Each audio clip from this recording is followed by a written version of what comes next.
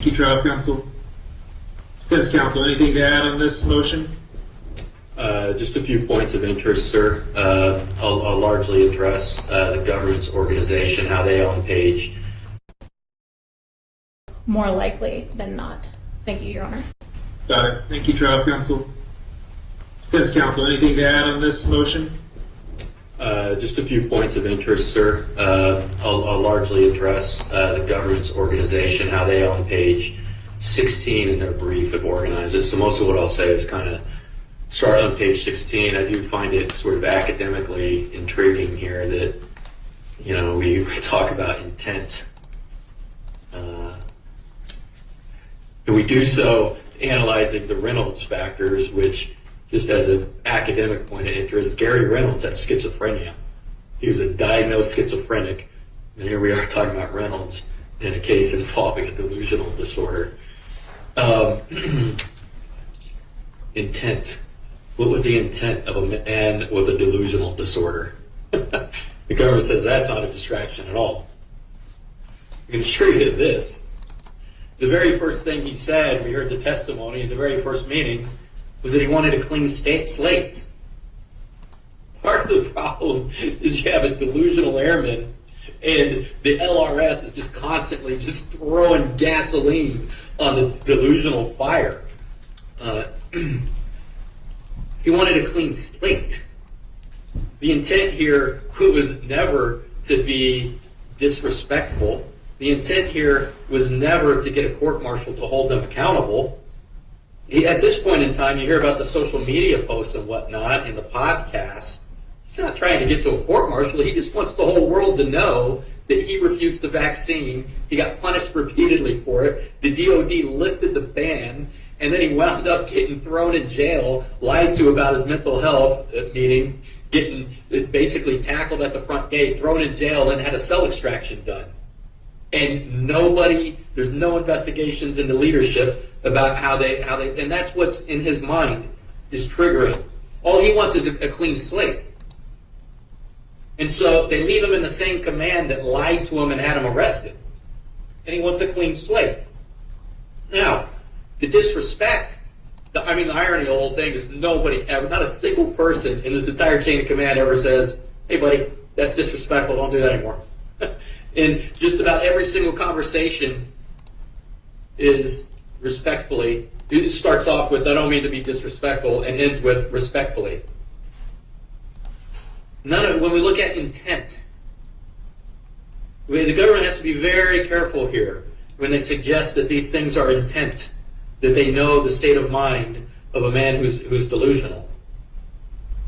It is absolutely here going to be a potential distraction here, and they're not in a potential mini-trial under the third prong of Reynolds because they're not being fair to the context of the conversation. Starting on page 16 of their motion, paragraph 78, which references paragraph 8 of the notice, that he would not report for duty on 26 June 2024. Okay, he said that. Let's be fair. Why? Because he's afraid that he's going to be arrested, he's going to be injured again. You know, so the entire mini-trial, going all the way back to the very beginning, becomes at play here as to why he's not going to report that particular day, and he is remaining accountable.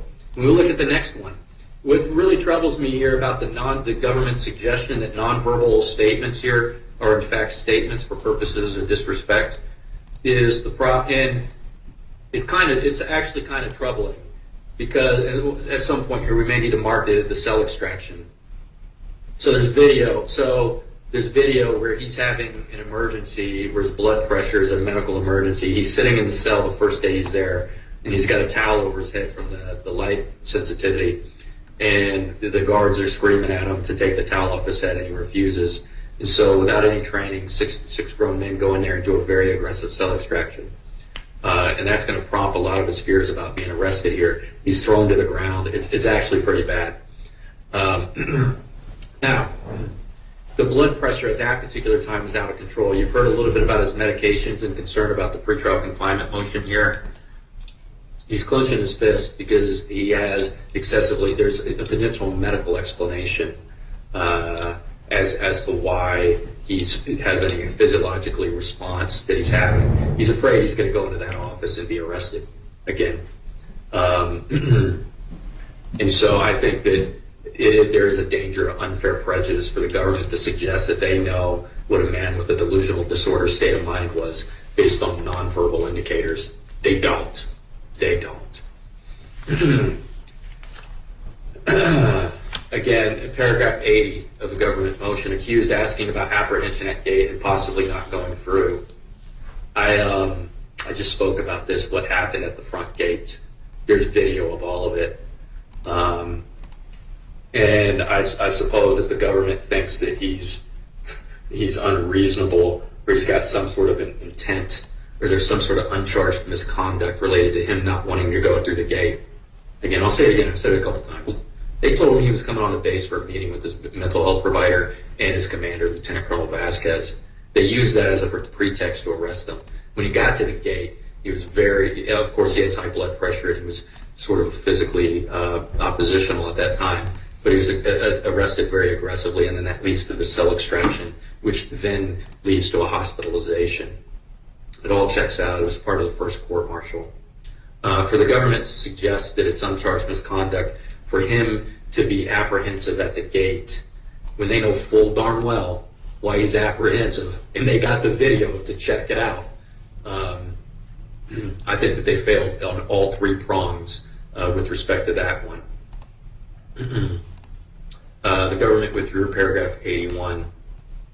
Paragraph 82, I think that there is a danger of unfair prejudice here because Master Sergeant Calhoun, when we talk about getting better help and the gloves coming off, he's talking about, everybody agrees, he's talking about exercising his rights to litigate. Now, he's not a sophisticated lawyer, but could he potentially do a Bivens claim? Absolutely. Absolutely. He could do a Bivens claim, potentially. I'm not involved in that, and I don't plan on being involved in that. But this idea that there was potential civil litigation and that there was a sort of a warning or that's some sort of a cease and desist comment, but the idea that he's going to exercise his rights to use the court system, I think there's an unfair prejudice there. It's kind of like akin to saying that you're going to invoke your rights or kind of using his rights against him. So I think that should be inadmissible.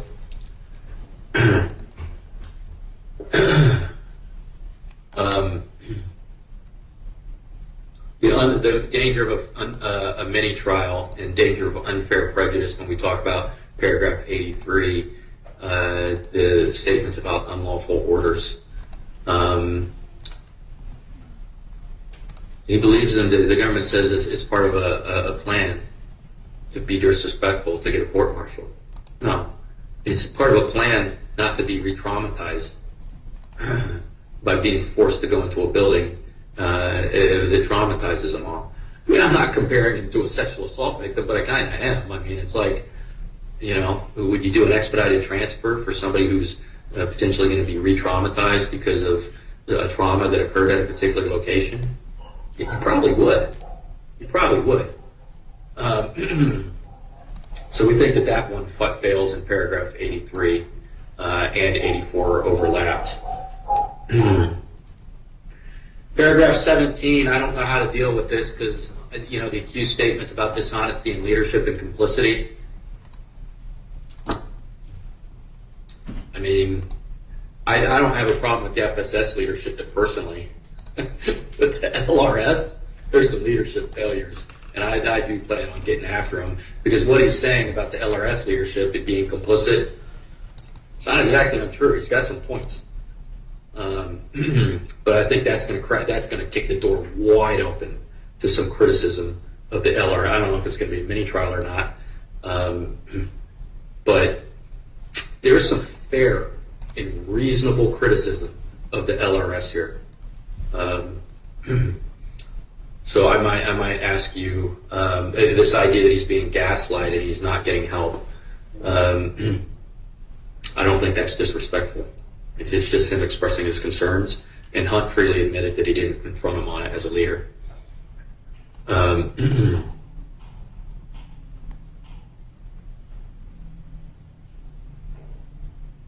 I think I've already addressed some of the next three paragraphs in the government's motion. I've already addressed.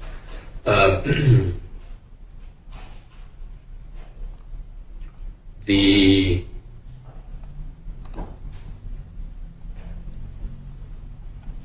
paragraph 88, the accused statements of Senior Hunt on 9 July 2024 that he's not going to follow Churchill's orders. And how do you deal with somebody with a delusional disorder? He thinks that Churchill's orders are going to cause him harm. And there's no amount of convincing him otherwise. He's clearly unwell.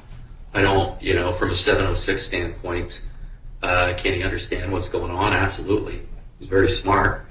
Does he appreciate the nature and wrongfulness of the conduct? I think the 706 board would say yes. I personally would say no. He doesn't think he's being disrespectful, and he thinks that he's going to be harmed. So, you're going to have a hard time convincing me that the 706 board got that correct. But what he's stating there is not an intent or a plan or a motive. It's just a young man who's afraid. So I think there's a danger of unfair prejudice there, and a potential mini trial. There's just a couple more here. I know this is tedious because it was a 40-page response that the government had. The 15 July, this is, again, this is suing for incompetence. There's overlap there. He's just saying he's going to exercise his rights to use civil litigation. Okay. So unfair prejudice, he's allowed to. It's not disrespectful. It's not uncharged misconduct to say that he's going to sue, which you probably could.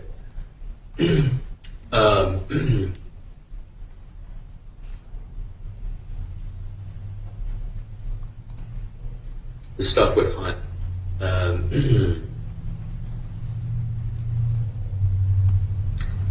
Again, he doesn't think he's being disrespectful when he tells the truth. Kind of an odd defense, but it's what we're left with here.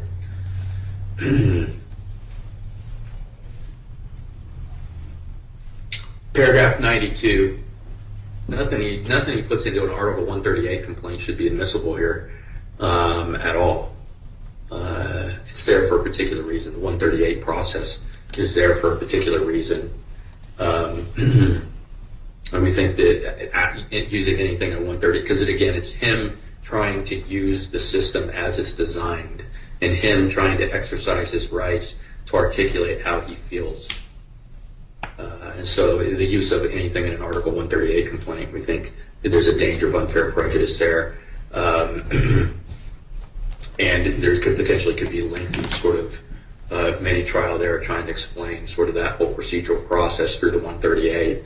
And again, a lot of this stuff is actually cumulative as well. I think that actually could probably fall into the cumulativeness standpoint.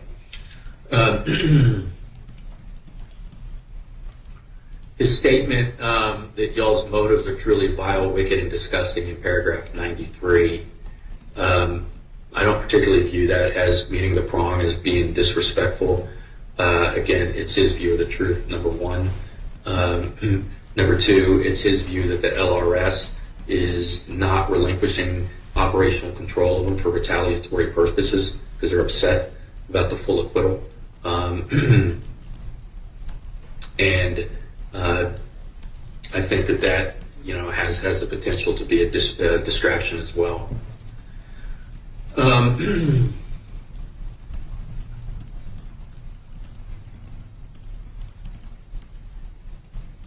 The paragraph 94 with respect to Colonel Churchill as a subordinate, and he can no longer step on a single foot on your base ever again.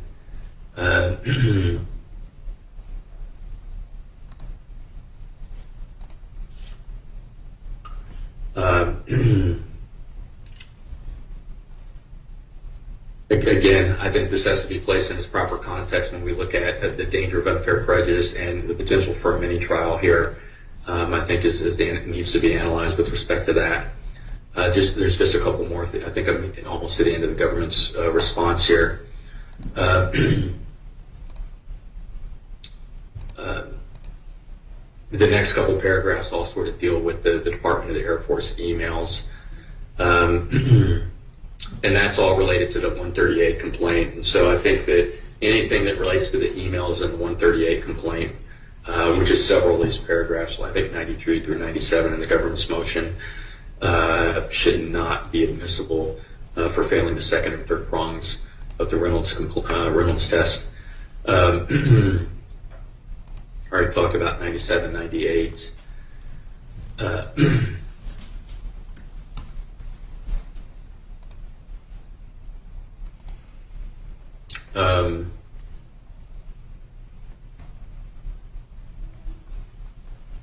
Paragraph 99 is the accused statements for intent, plan, and so this is going to be the statement in which he told Master Sergeant Calhoun on or about 15 July 2024 that basically there was no need to see him. I can meet you in Clovis to sign this.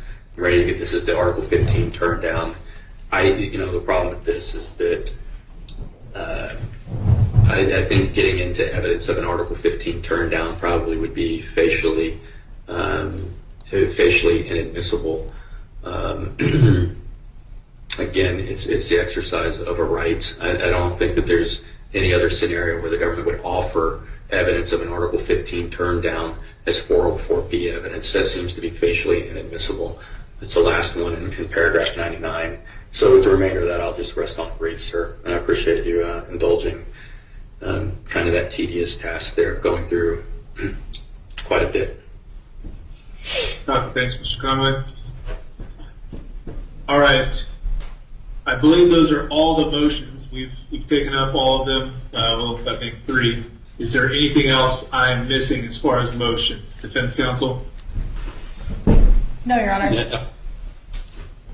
And government, you did not have any motions, correct? No motions, Your Honor. That's correct.